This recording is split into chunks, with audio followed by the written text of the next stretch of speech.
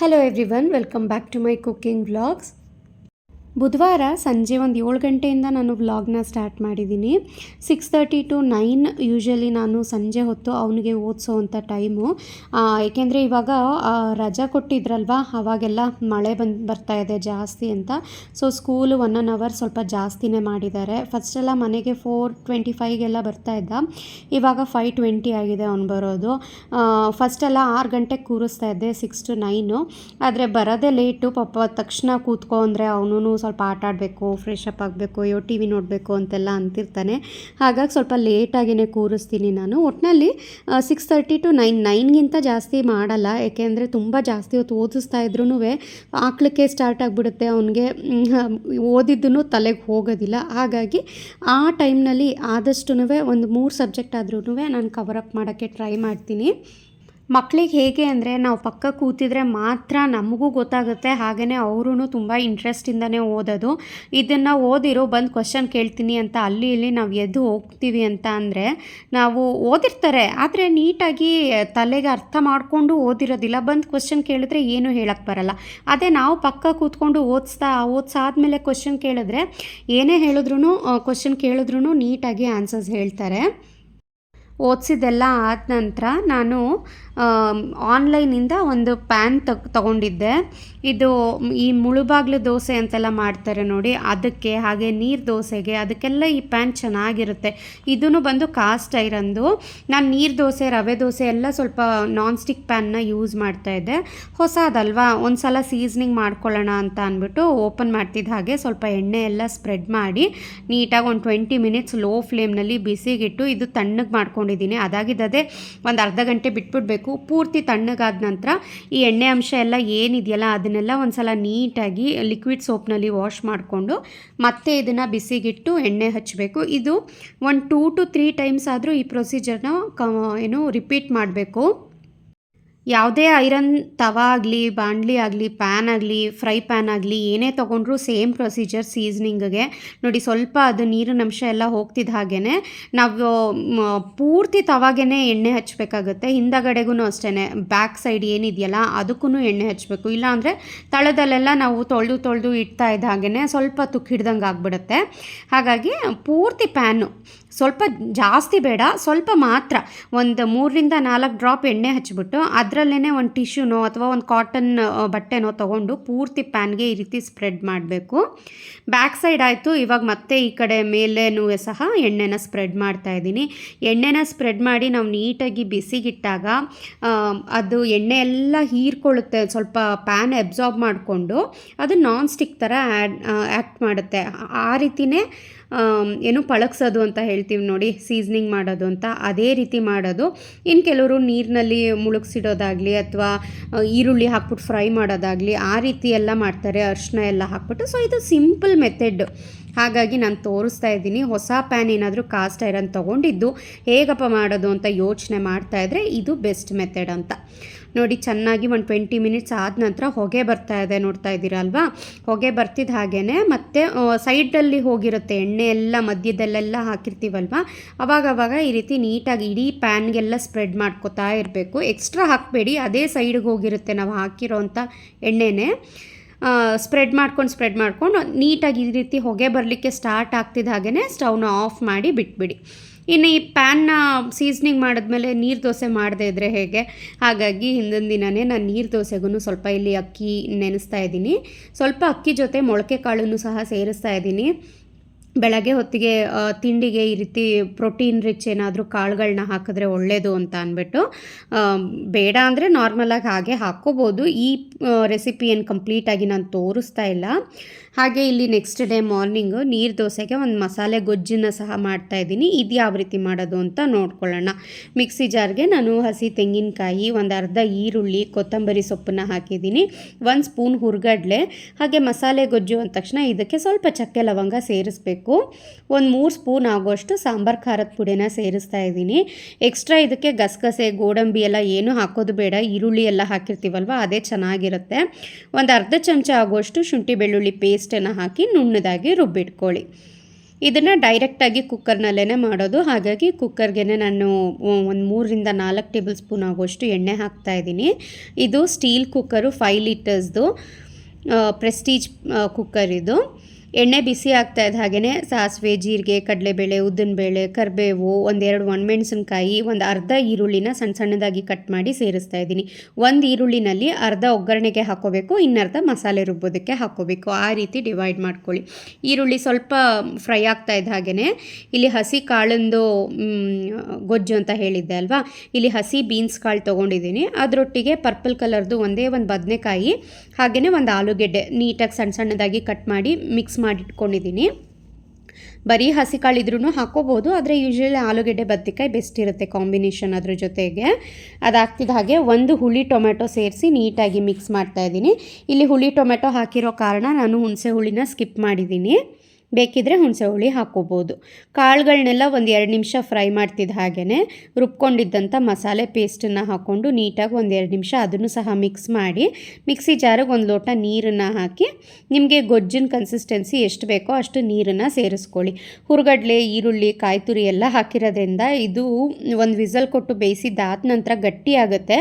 So ಮೊದಲೇ ತುಂಬ ಗಟ್ಟಿ ಇಟ್ಕೊಬಿಟ್ರೆ ನಿಮಗೆ ಪ್ಯಾನ್ನಲ್ಲಿ ತಳದಲ್ಲಿ ಸೀದೋದಂಗೆ ಆಗಿಬಿಡುತ್ತೆ. ಹಾಗಾಗಿ ಸ್ವಲ್ಪ ತೆಳುವಾಗೇ ಇಟ್ಕೊಂಡಿರಿ. ರುಚಿಗೆ ತಕ್ಕಷ್ಟು ಉಪ್ಪು, ಸ್ವಲ್ಪ ಕೊತ್ತಂಬರಿ ಸೊಪ್ಪನ್ನು ಹಾಕಿ ಒಂದು ಕುದಿ ಬರೋವರೆಗೂ ವೆಯ್ಟ್ ಮಾಡಬೇಕು. ನೋಡಿ, ಈ ರೀತಿ ಒಂದು ಕುದಿ ಬರ್ತಾ ಇದೆ. ಇವಾಗ ನೀಟಾಗಿ ಇನ್ನೊಂದು ಸಲ ಮಿಕ್ಸ್ ಮಾಡಿಬಿಟ್ಟು ಕುಕ್ಕರ್ ಲಿಡ್ನ ಕ್ಲೋಸ್ ಮಾಡಿ ಒಂದೇ ಒಂದು ವಿಸಲ್ ಕೊಟ್ಟು ಬೇಯಿಸ್ಕೊಂಡ್ರೆ ಮಸಾಲೆ ಗೊಜ್ಜು ರೆಡಿ ಆಗುತ್ತೆ. ಆ ಕಡೆ ಮಸಾಲೆ ಗೊಜ್ಜು ಇನ್ನೂ ಪ್ರೆಷರ್ ಸ್ವಲ್ಪ ಕಡಿಮೆ ಆಗಿಲ್ಲ. ಅದು ಆಗೋ ಅಷ್ಟರಲ್ಲಿ ಈ ಕಡೆ ಈ ಪ್ಯಾನಲ್ಲಿ ದೋಸೆ ಎದ್ದೇಳುತ್ತಾ ಅಂತ ಒಂದೇ ಒಂದು ದೋಸೆ ಹಾಕಿ ಇಲ್ಲಿ ಟ್ರೈ ಮಾಡ್ತಾಯಿದ್ದೀನಿ. ಯೂಶ್ವಲಿ ಏನಾಗುತ್ತೆ ಅಂದರೆ ಹೊಸದು ನಾವು ಕಬ್ಬಿಣದ ಈ ರೀತಿ ಕಾಸ್ಟ್ ಐರನ್ ಪ್ಯಾನ್ ಎಲ್ಲ ತೊಗೊಂಡಾಗ ಮೊದಲನೇ ದೋಸೆ ಅಥವಾ ಒಂದು ದಿನ ನಾವು ದೋಸೆ ಮಾಡಿದ ಪೂರ್ತಿ ಅಷ್ಟಾಗಿ ಚೆನ್ನಾಗಿ ಎದ್ದೇಳಲ್ಲ. ಬೆಳಗ್ಗೆ ಸ್ವಲ್ಪ ಹರಿಬರಿನಲ್ಲಿ ಇರ್ತೀವಲ್ವ, ಮಕ್ಕಳನ್ನೆಲ್ಲ ಸ್ಕೂಲಿಗೆ ಕಳಿಸ್ಬೇಕು ಅದು ಇದು ಅಂತ. ಸೊ ಹಾಗಾಗಿ ಆಮೇಲಿಂದ ಕಷ್ಟಪಡೋದ್ರ ಬದಲು ಇವಾಗಲೇ ದೋಸೆ ಎದ್ದೇಳುತ್ತಾ ಅಂತ ಅಂದ್ಬಿಟ್ಟು ಒಂದೇ ಒಂದು ದೋಸೆನ ಹಾಕಿ ಟ್ರಯಲ್ ನೋಡ್ತಾ ಇದ್ದೀನಿ. ನೋಡಿ, ಒಂದು ದೋಸೆ ಹಾಕಿದ ನಂತರ ಸೈಡೆಲ್ಲ ಅದಾಗಿದ್ದು ಬಿಟ್ಕೊಂಡು ಬರ್ತಾ ಇದೆ, ಅಂದರೆ ನೀಟಾಗಿ ಸೀಸ್ನಿಂಗ್ ಏನೋ ಆಗಿದೆ ಅಂತ. ಬಟ್ ಆದ್ರೂ ಮಧ್ಯ ಒಂದೊಂದು ಸಲ ಕಿತ್ತೋದಂಗೆ ಆಗ್ಬಿಡುತ್ತೆ ದೋಸೆ ಅಂತ ಅಂದ್ಬಿಟ್ಟು ಹೇಗೆ ಇದ್ರೂ ನಾನು ಫಸ್ಟ್ ದೋಸೆ ಯಾವತ್ತೂ ಡಿಸ್ಕಾರ್ಡ್ ಮಾಡ್ತೀನಿ. ಅಂದರೆ ಮೊದಲನೇ ದೋಸೆ ನಾವು ಅಷ್ಟಾಗಿ ತಿನ್ನೋದಿಲ್ಲ, ಹಾಗಾಗಿ ಟ್ರಯಲ್ ನೋಡ್ತಾ ಇದ್ದೀನಿ. ಒಂದು ದೋಸೆ ಆದ ನಂತರ ಮತ್ತೆ ಇದು ಎದ್ದೇಳಲಿಲ್ಲ ಅಂದರೆ ಹೇಗಿದ್ರೂ ನಾನ್ ಸ್ಟಿಕ್ ಪ್ಯಾನ್ ಇದ್ದೇ ಇದೆ, ಅದರಲ್ಲೇ ಮಾಡ್ಕೊಳ್ಳೋಣ ಅಂತ ಅಂದ್ಕೊಂಡಿದ್ದೆ. ಬಟ್ ದೋಸೆ ಮಾತ್ರ ತುಂಬಾ ಚೆನ್ನಾಗಿ ಎದ್ದೇಳ್ತು. ಅಂದರೆ ನೀರು ದೋಸೆ ಅಲ್ವಾ, ನೀರು ದೋಸೆನೇ ಇಷ್ಟು ಚೆನ್ನಾಗಿ ಪ್ಯಾನ್ಗೆ ಅಂಟ್ಕೊಳ್ದೇನೆ ಎದ್ದೇಳ್ತಾ ಇದೆ ಅಂತ ಅಂದಮೇಲೆ ಇನ್ನು ನಾವು ಮುಳ್ಬಾಗ್ಲು ದೋಸೆ, ಮಾಮೂಲಿ ದೋಸೆ, ಯಾವುದೇ ದೋಸೆ ಮಾಡಿದ್ರೂ ಚೆನ್ನಾಗಿ ಎದ್ದೇಳುತ್ತೆ ಅಂತ ಅಂದ್ಕೊಂಡು ಸ್ವಲ್ಪ ಸಮಾಧಾನ ಆಯಿತು. ನೀಟಾಗಿ ಚೆನ್ನಾಗಿ ಬಂದಿದೆಪ್ಪ, ದುಡ್ಡು ಕೊಟ್ಟಿರೋದಕ್ಕೂ ಸಾರ್ಥಕ ಆಯಿತು ಅಂತ. ಇಲ್ಲಿ ನೋಡಿ, ಮಸಾಲೆ ಕಾಳು ಗೊಜ್ಜು ರೆಡಿಯಾಗಿದೆ. ತುಂಬಾ ಚೆನ್ನಾಗಾಗಿದೆ. ಇಡೀ ಮನೆಯೆಲ್ಲ ಘಮ ಘಮ ಅಂತಿರುತ್ತೆ. ಯೂಶ್ವಲಿ ನೀರು ಚಟ್ನಿ ಜೊತೆಗೆ ಈ ರೀತಿ ಮಸಾಲೆ ಕಾಳುಗಳದ್ದು ಗೊಜ್ಜು ತುಂಬಾ ಚೆನ್ನಾಗಿರುತ್ತೆ ಕಾಂಬಿನೇಷನ್ನು. ನೀರು ದೋಸೆಗೆ ನಾನು ಸ್ವಲ್ಪ ಕಾಳು ಹಾಕಿರೋದ್ರಿಂದ ಗ್ರೀನಿಶ್ ಕಲರಾಗಿ ಬಂದಿದೆ. ಕಾಳನ್ನು ಸಹ ನೋಡಿ ನೀಟಾಗಿ ಬೆಂದಿದೆ. ಹಾಗೆ ಇಲ್ಲಿ ನೆಕ್ಸ್ಟ್ ನೀರು ದೋಸೆ ಮಾಡ್ತಾಯಿದ್ದೀನಿ. ತುಂಬಾ ಚೆನ್ನಾಗಿ ಅನ್ನಿಸ್ತಾ ಇತ್ತು ನನಗೆ. ಪುಟ್ಟ ಪ್ಯಾನ್ ಆಗಿರೋದ್ರಿಂದ 3 ನೀರು ದೋಸೆ ತಿನ್ನೋರು ಒಂದು 6-7 ಆ ರೀತಿ ನೀರು ದೋಸೆ ತಿಂತಾರೆ, ಅಷ್ಟು ಚೆನ್ನಾಗಿ ಆಗ್ತಾಯಿತ್ತು. ನಾನ್ ಸ್ಟಿಕ್ ಪ್ಯಾನ್ ಎಲ್ಲ ಹೇಗೆ ಅಂದರೆ ಹೊಸದ್ರಲ್ಲಿ ತುಂಬಾ ಚೆನ್ನಾಗಿರುತ್ತೆ. ನಾವು ಯೂಸ್ ಮಾಡ್ತಾ ಸ್ವಲ್ಪ ಅದು ಕೆಟ್ಟೋದಂಗೆ ಆಗುತ್ತೆ. ಬಟ್ ಈ ಕಾಸ್ಟ್ ಐರನ್ ತವ ಇದೆಯಲ್ಲ, ಇದೇನು ಅಂದರೆ ನಾವು ತೊಗೊಂಡಿದ್ದು ಹೊಸದ್ರಲ್ಲಿ ಸ್ವಲ್ಪ ದೋಸೆ ಎದ್ದೇಳೋದು ಅದೆಲ್ಲ ಸ್ವಲ್ಪ ಕಷ್ಟ ಅಂತ ಅನಿಸುತ್ತೆ. ಬಟ್ ಇದು ಮಾಡ್ತಾ ಅಂದರೆ ಒಂದು 2-3 ವರ್ಷ ಆಗ್ತಾ ತುಂಬಾ ಚೆನ್ನಾಗಾಗುತ್ತೆ. ಇದು ಲೈಫ್ ಟೈಮ್ ಒಂದು 40-50 ವರ್ಷ ಆದ್ರೂ ಈ ಪ್ಯಾನ್ಗಳಿಗೆ ಏನೂ ಆಗೋದಿಲ್ಲ, ಅಷ್ಟು ಚೆನ್ನಾಗಿರುತ್ತೆ. ಆ್ಯಂಡ್ ದೋಸೆ ಕ್ರಿಸ್ಪಾಗಿ ಬಂದಿದೆ ನೋಡಿ, ಎಷ್ಟು ಕ್ರಿಸ್ಪಾಗಿ ಬರ್ತಾ ಇದೆ ದೋಸೆ ಅಂದರೆ. ಇದು ನೀರು ದೋಸೆನ ಏನಾದರೂ ಇಷ್ಟು ಚೆನ್ನಾಗಿ ಬರ್ತಾ ಇದೆಯಲ್ಲ ಕ್ರಿಸ್ಪಿಯಾಗಿ ಅಂತ ಅನ್ನಿಸ್ತಾ ಇತ್ತು. ನೋಡಿ, ದೋಸೆ ಎಷ್ಟು ಚೆನ್ನಾಗಿ ಬರ್ತಾ ಇದೆ. ಒಂದು ಸ್ವಲ್ಪನೂ ಪ್ಯಾನಿಗೆ ಅಂಟ್ತಾ ಇಲ್ಲ. ಅಂದರೆ ಸ್ವಲ್ಪ ಪ್ರೆಷರ್ ಹಾಕಿ ತೆಗಿಬೇಕಾಗಿತ್ತು. ಮೊದಲನೇ ಸಲ ಅಲ್ವಾ, ಇನ್ನೊಂದು 2-3 ಸಲಕ್ಕೆಲ್ಲ ಈ ಪ್ಯಾನ್ ನೀಟಾಗಿ ಪಳಗಿರುತ್ತೆ, ಆವಾಗೆಲ್ಲ ಚೆನ್ನಾಗಿ ಮಾಡ್ಬೋದು. ನಾನು ಮೊದಲನೇ ಸಲ ದೋಸೆ ತವ ತೊಗೊಂಡಿದ್ನಲ್ಲ ಇಂಡಸ್ ವ್ಯಾಲಿದು, ಅದೂ ಸಹ ಇದೇ ರೀತಿಯೇ ಆಗಿತ್ತು. ಇದೇ ರೀತಿ ಅಂದರೆ ಮೊದಲನೇ ಸಲ ದೋಸೆ ಎಲ್ಲ ಮಾಡಿದಾಗ ಚೆನ್ನಾಗಿ ಬರ್ತಾನೇ ಇರಲಿಲ್ಲ. ಯಾಕಾದರೂ ಈ ಪ್ಯಾನ್ ತೊಗೊಂಡಪ್ಪ ಅಂತ ಅನ್ನಿಸ್ತಾ ಇತ್ತು. ಬಟ್ ಇವಾಗ ಒಂದು ಸ್ವಲ್ಪನೂ ಅಂಟೋದಿಲ್ಲ ದೋಸೆ, ಅದಕ್ಕೆ ಅಷ್ಟು ಚೆನ್ನಾಗಾಗಿದೆ. ತಿಂಡಿ ಎಲ್ಲ ತಿಂದಾದ ನಂತರ ಟೀ ಕುಡಿದು ಹಾಗೆ ಇಡೀ ಮನೆಯೆಲ್ಲ ಕ್ಲೀನ್ ಮಾಡೋ ಅಷ್ಟರಲ್ಲಿ ಇವತ್ತು ಸ್ವಲ್ಪ ಲೇಟೇ ಆಯಿತು. ಸುಮಾರು 1 ಗಂಟೆ 1:30 ಆಗೋಗಿತ್ತು.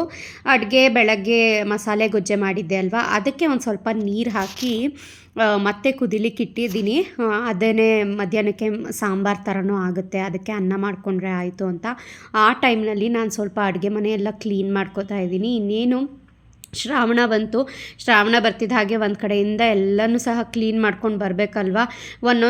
ಒಂದೊಂದು ಈ ರೀತಿ ವಾರ್ಡ್ರೋಬ್ಸ್ ಅಥವಾ ಕಬೋರ್ಡ್ಗಳು ಏನಿರುತ್ತಲ್ಲ, ಒಂದೊಂದು ಸಲ ಒಂದೊಂದನ್ನ ಕ್ಲೀನ್ ಮಾಡಿ ಇಟ್ಕೊಬಿಟ್ರೆ ನಮಗೆ ಟೈಮ್ ಇದ್ದಾಗ ಅಷ್ಟು ತುಂಬ ಹೆವಿ ಅಂತ ಅನ್ಸೋದಿಲ್ಲ ಟೈಮ್ ಆಗ್ತಾ.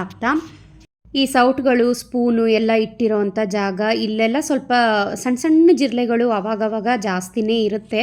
ಸುಮಾರು ಜನ ಕಮೆಂಟ್ ಮಾಡ್ತೀರಾ, ನಿಮ್ಮ ಮನೇಲಿ ಜಿರಳೆನೇ ಇರಲ್ವಾ, ಅಡುಗೆ ಮನೆಯೆಲ್ಲ ಅಷ್ಟು ನೀಟಾಗಿರುತ್ತಲ್ಲ ಅಂತ. ಜಿರಳೆ ಇಲ್ಲದೆ ಇರೋ ಮನೆ ಯಾವುದೂ ಇಲ್ಲ ಅಂತಲೇ ನಾನು ಅಂದ್ಕೊಂಡಿದ್ದೀನಿ. ಇಲ್ಲ ಅಂತಾರೆ ಅಂದರೆ ಸುಳ್ಳು ಅಂತಲೇ ಅರ್ಥ. ಎಲ್ಲರ ಮನೆಯಲ್ಲೂ ಜಿರಳೆ ಇದ್ದೇ ಇರುತ್ತೆ, ಆದರೆ ನಾವು ಕ್ಲೀನಾಗಿ ಇಟ್ಕೋಬೇಕು ಅಷ್ಟೇ. ತಿಂಗ್ಳಿಗೆ ಒಂದು ಸಲ ಅಥವಾ 2 ತಿಂಗ್ಳಿಗೆ ಒಂದು ಸಲ ಮಾತ್ರ ನಾನು ಈ ರೀತಿ ಕ್ಲೀನ್ ಮಾಡೋದು.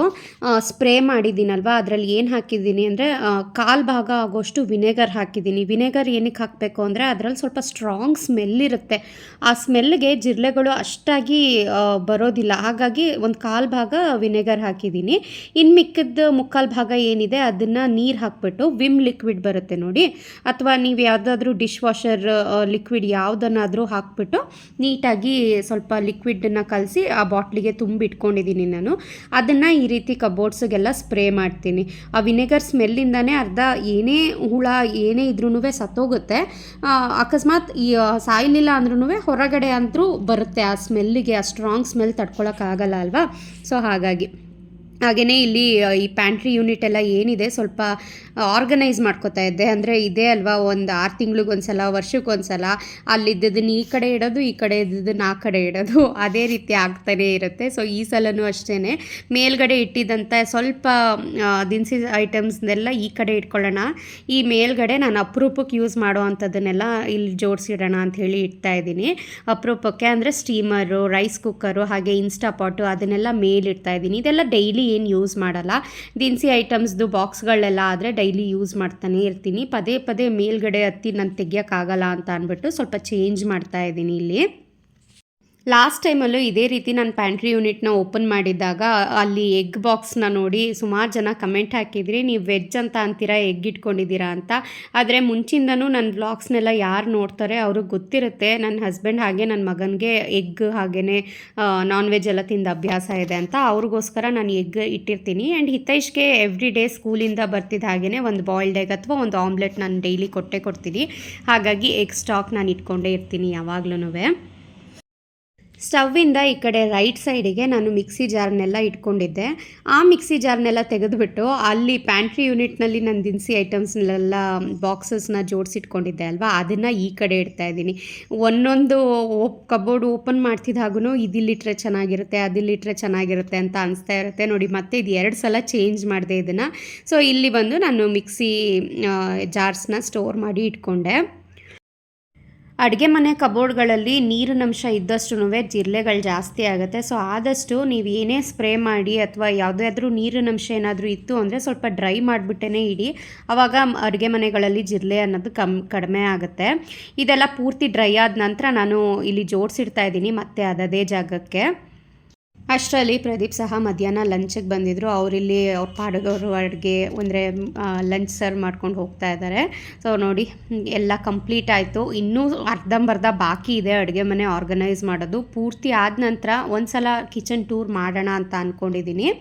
ಸೊ ಇಲ್ಲಿಗೆ ಇವತ್ತಿನ ವಿಡಿಯೋನೂ ಸಹ ಎಂಡ್ ಮಾಡ್ತಾ ಇದ್ದೀನಿ. ಮತ್ತು ನಾನು ಸಿಗ್ತೀನಿ ಇನ್ನೊಂದು ಕುಕ್ಕಿಂಗ್ ಬ್ಲಾಗ್ನಲ್ಲಿ. ಅಲ್ಲಿವರೆಗೆ ಟೇಕ್ ಕೇರ್.